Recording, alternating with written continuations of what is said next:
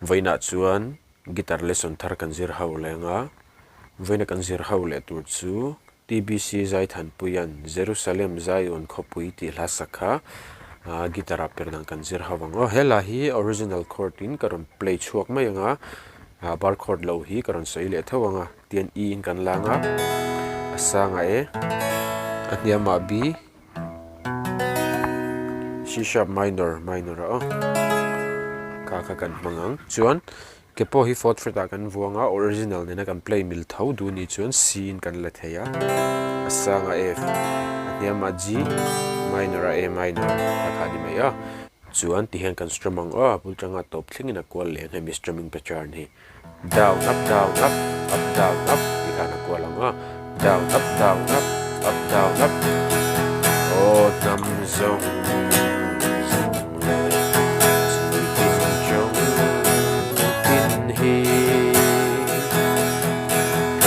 Van lal na bunga cha na kalva ria andang chua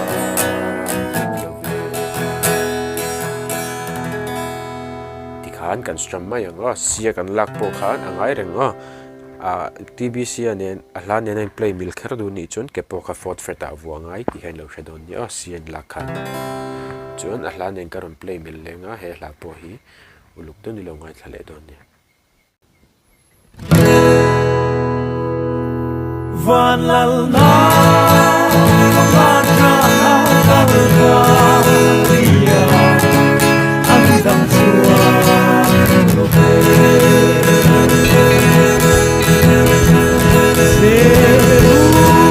Jerusalem Zion khopui chukhi